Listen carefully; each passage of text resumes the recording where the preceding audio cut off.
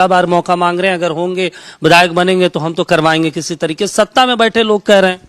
सत्ता में बैठे लोगों को आज तक मुद्दा था ही नहीं।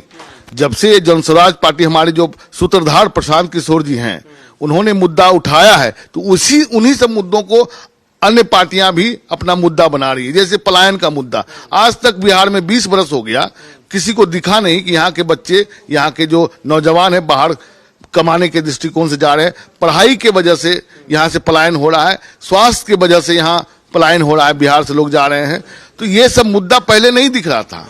अब जब जनस्वराज के जो सूत्रधार प्रशांत किशोर जी ने बोला कि मैं वृद्धा पेंशन को, विकलांग पेंशन को, विधवा पेंशन को 400 से बढ़ा करके 2000 कर दूंगा, तब जाकर के सरकार की नींद खुली है और जाकर के 1100 हुआ है।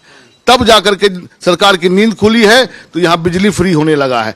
आज 10-10 हजार रुपया जो लुभावना सबको दिया गया है, ये कहीं न कहीं बहुत बड़ा छलावा है।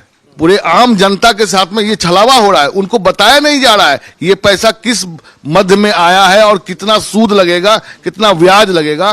कहीं न कहीं अगर जो मान लीजिए जो सरकार अभी है, अगर वो आगे नहीं रहती है तो बहुत बड़ा मतलब दिक्कत हमारे आम जनता को होने जा रहा है। हो जाएगा। एक और बात, बहुत हम लोगों से जब बातचीत कर रहे थे अलग अलग जिलों में, तो वो कह रहे हैं कि भाई पैसा तो दे दिया गया है, लेकिन ये पता नहीं है कि पैसा लिया जाएगा। अगर लिया गया तो हमें देने में दिक्कत होगी। सिविल स्कोर माना जाता है कि सिविल स्कोर खराब हो गया। अब उन महिलाओं का सिविल स्कोर खराब होगा तो बैंक में पैसा तो फिर मिलेगा नहीं। पहले से सिविल स्कोर खराब है बहुत लोगों का। जो लोग लिए पैसा वो नहीं जमा कर पाए, क्योंकि